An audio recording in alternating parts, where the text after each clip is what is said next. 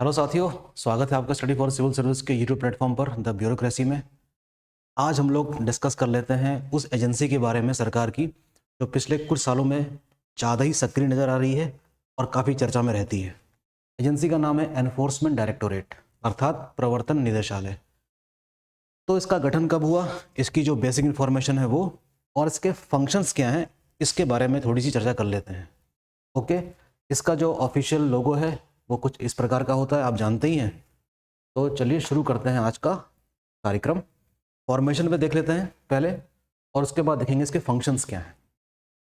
गठन इसका हुआ था 1956 में और उस समय इसको कहा जाता था एनफोर्समेंट यूनिट के रूप में स्थापित किया गया था इसको, और 1957 में इसको क्या कर दिया गया, एनफोर्समेंट डायरेक्टोरेट के नाम से स्थापित कर दिया गया।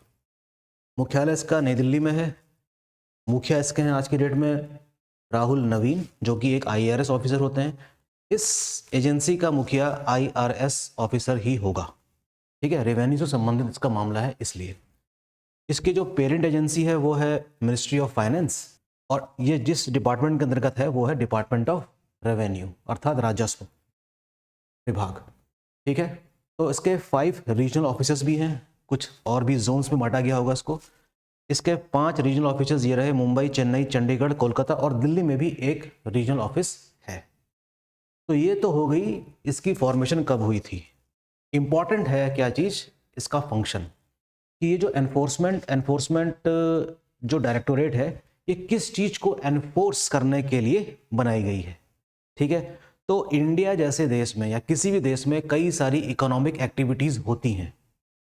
तो एक तरीके से इकोनॉमिक एक्टिविटीज़ में कई प्रकार से क्या होता है, कह सकते हैं कि धांधलेबाजी हो सकती है, मनी लॉन्ड्रिंग हो सकती है, गैर कानूनी तरीके से पैसा कमाया जा सकता है। तो उस पर रोकथाम करने के लिए इस एजेंसी का गठन किया गया था, काफ़ी पहले कर लिया गया था, ठीक है। तो आइए देखते हैं कि कुछ और इंपॉर्टेंट चीज़ें इसके बारे में हमें क्या समझनी चाहिए। ऑब्जेक्टिव है for handling exchange control laws violation. देखिए, भारत और जितने भी देश हैं दुनिया के, हम कह सकते हैं कि विश्व की जो अर्थव्यवस्थाएं हैं एक दूसरे पर आश्रित रही हैं, आज से नहीं, काफ़ी पहले से। तो जब अर्थव्यवस्थाएं एक दूसरे पर आश्रित रहेंगी तो एक्सपोर्ट भी होगा और इंपोर्ट भी होगा, यानी कि फॉरेन एक्सचेंज भी आएगा इंडिया के पास, ठीक। तो फॉरेन एक्सचेंज जो इंडिया के साथ किया जा रहा है, क्या वाकई में वो सारी चीज़ें भारत सरकार को मिल रही हैं या नहीं, इसकी निगरानी करने की जिम्मेदारी इस संगठन को सौंपी गई है, ठीक है। जिसमें हमें कुछ कानून के नाम याद आते हैं, आपने जरूर सुने होंगे, पेरा और पेमा। पेरा और पेमा, पेरा का फुल फॉर्म आप जानते ही होंगे, फॉरेन एक्सचेंज रेगुलेटिंग एक्ट, जो 1973 का है, ठीक है। तो ये हरकत में कब आया, 1974 में। ये बातें हैं इंदिरा गांधी के कार्यकाल की, ठीक है। तो हम देखते हैं कि जो फेरा जो कानून बनाया गया ये किस प्रकार से लगाम लगाता है। It prohibits all such transactions which is not permitted by RBI। इस प्रकार के लेन देन को क्या करेगा, रोकेगा, जो RBI के द्वारा मंजूर नहीं किए जाते।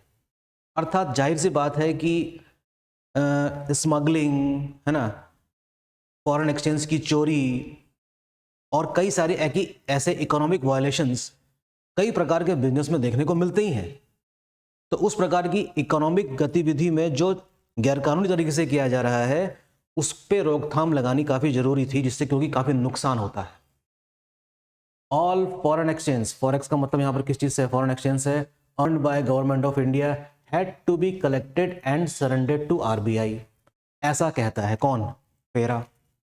तो कुछ समय तक के लिए ये कानून हरकत में रहा, और ये वो दौर था जब हम देखते हैं 1973 से लेकर 1991 तक पेरा कुछ हद तक सफल हो रहा था, बहुत ज़्यादा नहीं, काफ़ी हद तक सफलता, या कह सकते हैं कि कुछ हद तक इसने सफल चीज़ें इस एक्टिविटीज़ में लगकर करी भी।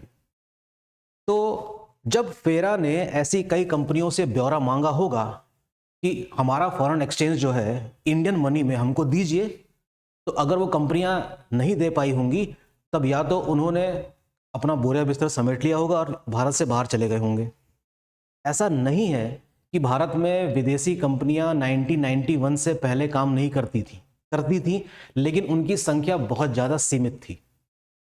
ठीक है, तो अगर आपने पुरानी पिक्चरें देखी हो, देवानंद वाली और बाकी चीज़ें, राजकुमार वाली, है ना, राजेंद्र कुमार वाली, तो उसमें जब भी वो लोग किसी रेस्टोरेंट में बैठते थे तो कोका कोला पीते थे। तो उन दिनों भी कोका कोला था, लेकिन 1977 में ये वापस चला गया। क्यों चला गया होगा? जब फेरा ने सवाल पूछने शुरू किए होंगे तब चला गया होगा। कोका कोला वाली कंपनी अपना वापस बोरा बिस्तर लेके कहाँ चली गई? यूएसए, क्योंकि वो यूएसए की कंपनी है, one of the largest company आज भी है। लेकिन कोका कोला की वापसी हुई, कब हुई? 1991 में हुई, जब इकोनॉमिक लिबरलाइजेशन वाली पॉलिसी इंडिया ने अडॉप्ट करी। तब तक ये संन्यास में रही भारत से। ठीक, तो इस तरीके से देखिए, Coca Cola company return back to USA, जैसे कि मैंने आपको बताया। ठीक है, फेरा, हाँ ठीक, तो इन्हीं सब वजहों से ये सारी कंपनियां क्या चली गई होंगी? वापस चली गई होंगी। और हम देखते हैं कि भारत की अपनी भी आर्थिक स्थिति ठीक नहीं है, फॉरेन एक्सचेंज काफ़ी लो था इंडिया का, ये शिकायत काफ़ी रही है शुरू से ही। और 1990 तक हम देखते हैं कि भारत की जो आर्थिक स्थिति थी काफ़ी कमज़ोर हो गई थी। और तत्कालीन प्रधानमंत्री जैसे कि चंद्रशेखर हुआ करते थे उस समय, तो कई टन सोना गिरवी रख के हमने अपना क्या नाम है बैलेंस ऑफ पेमेंट को चुकाया, है ना, इंटरनेशनल मॉनेटरी फंड से वो लेकर गिरवी रखकर वो किया गया था। तो ये सारी स्थितियां बन गई थी भारत की। तो फेरा तो अपना काम कर ही रहा था।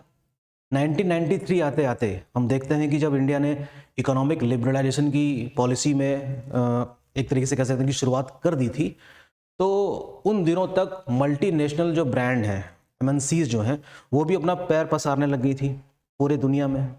इंडिया भी एक बहुत बड़ा बाजार है जहां उसको स्थापित होना पड़ेगा, और भारत ने तो ये इकोनॉमिक एक्टिविटी शुरू करी ही है। तो हम भारत में ऐसी कंपनियों को आने से रोक सकते हैं नहीं, क्योंकि पर्पज़ यही था लिबरलाइजेशन का कि भारत में ऐसी कंपनियां स्थापित हों और रोजगार का अवसर खुले और टैक्स भारत सरकार को मिले, यही पर्पज़ था। तो हम देखते हैं कि by 90s multinational corporation was expanding, और इस एक्सपेंडिंग को हम कह सकते हैं कि फेरा उस प्रकार से हैंडल नहीं कर पा रहा था जैसा कि इसको करना चाहिए। तो जाहिर सी बात है कि समय की मांग रही होगी कि फेरा को बदलना पड़ेगा, और ये मांग 1993 में स्टार्ट हो भी गई थी। और फाइनली 1998 में जब एनडीए गवर्नमेंट आती है सत्ता में अटल बिहारी वाजपेयी के टाइम पर, तो 1999 में फेरा को किस में तब्दील कर दिया गया? फेमा में, ताकि इन सब की हैंडलिंग और रेस्ट्रिक्शंस अच्छी तरीके से किया जा सके। तो इस चीज़ को हम क्या कहते हैं? फ्रॉम फेरा टू फेमा। फेरा टू फेमा एक अपने आप में एक इम्पॉर्टेंट टॉपिक है जिसको समझने और पढ़ने के लिए लगता है समय। ठीक है, तो ये तो मैंने थोड़ा सा ब्रीफ में आपको बताया कि फेरा को फेमा क्यों बनाना पड़ा, क्योंकि जो मल्टीपल कॉरपोरेशंस का जो एक्सपेंशन चल रहा था उसकी वजह से हम कह सकते हैं कि और भी ज़्यादा पावर्स देने की ज़रूरत रही होगी फेरा जैसी एजेंसी को। ठीक है, वापस मैं लौटूंगा अभी एनफोर्समेंट डायरेक्टोरेट में। ये तो मैंने आपको फेरा के बारे में बताया। तो फेरा was repealed and replaced by FEMA act of 1999। अच्छा, फेरा और फेमा का डिस्कशन इसलिए ज़रूरी था क्योंकि इन्हीं सब चीज़ों की एक्टिविटी को एनफोर्स करने के लिए अगर उल्लंघन हो रहा है तो उसको लागू कौन करेगा, या उस पर एक्शन कौन लेगा उल्लंघन करने वाले पर? एनफोर्समेंट डायरेक्टोरेट लेगा। ठीक, तो ये काम है किसका? एनफोर्समेंट डायरेक्टोरेट का। ठीक है, एक चीज़ तो ये हो गई। और क्या काम सौंपे गए हैं? ED also enforces what? PMLA. It also enforces, देखिए, prevention of money laundering act, जो कि 2002 में पारित किया गया था। मनी लॉन्ड्रिंग आप जानते ही हैं, गैर कानूनी तरीके से अगर पूंजी का संचय कर लिया जाए और अगर आपसे सवाल पूछे जाए और आप इसका जवाब संतोषजनक नहीं दे पाएंगे, तब क्या माना जाएगा कि आपने इस एक्ट का उल्लंघन किया है। और अगर आप उल्लंघन करते पाए जाते हैं तो आपको उसके अनुसार सजा मिलेगी। तो इसको लागू करने के लिए भी एनफोर्समेंट डायरेक्टोरेट काम करता है और काफ़ी सक्रिय नज़र आ रहा है।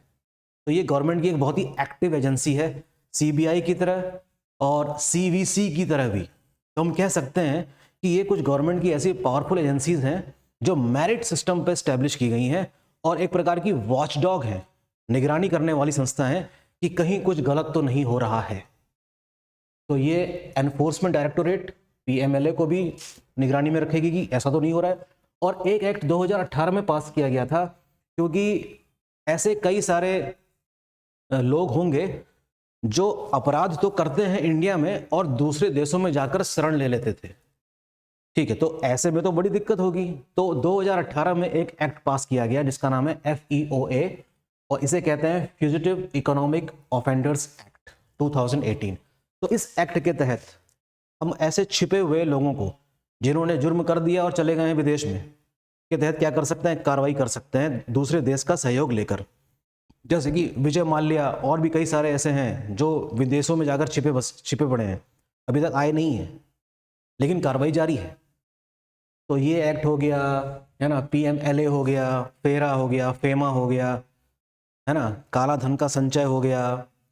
ठीक, तो इस तरीके से ये संस्था निगरानी करती है और एक्शन लेती है। और इसी तरह हम देखते हैं कि ED ने पिछले कुछ सालों में अपनी गवर्नमेंट के इशारों पर, जैसा कि विपक्ष कहता है कि सिर्फ और सिर्फ उन्हीं पर निशाना साधा गया जो विपक्ष में थे, ऐसा इनका मानना है। और वाकई में ऐसा है भी। अगर मैं आपसे कहूँ कि ज़्यादातर जो एक्टिविटीज़ हुई हैं वो विपक्ष के नेताओं में हुई हैं, इसकी एनफोर्समेंट डायरेक्टोरेट की। लेकिन जो भी सत्ता में रहता है वो इस प्रकार से ही चीज़ों का इस्तेमाल करता है, ये बात भी सच है। ठीक है, लेकिन फिर भी हमें बैलेंस बना कर चलना चाहिए चीज़ों का। ठीक है ना, चुनावी माहौल है और आप देख ही रहे हैं कैसे, मतलब चुनाव से पहले क्या क्या चीज़ें हो रही हैं। अरविंद केजरीवाल को गिरफ्तार कर लिया गया, ED के द्वारा कर लिया गया। ठीक है, तो काफ़ी हलचल मची हुई है। ठीक है, आप अखबार पढ़ते रहिए, खबरों का पीछा करिए और ये लेक्चर पूरा सुनिए, काफ़ी चीज़ें आपको क्लियर हुई होंगी। लेकिन इसके अंदर भी कई सारी और चीज़ें हैं जो हमको समझनी होंगी। ठीक है, तो आने वाले दिनों में हम कभी इस लेक्चर को रैंडमली उठा लेंगे और इन सभी एक्ट्स के बारे में पढ़ लेंगे। थैंक यू, बने रहिए स्टडी फॉर सिविल सर्विस के साथ। मिलते हैं नेक्स्ट लेक्चर में। All the best.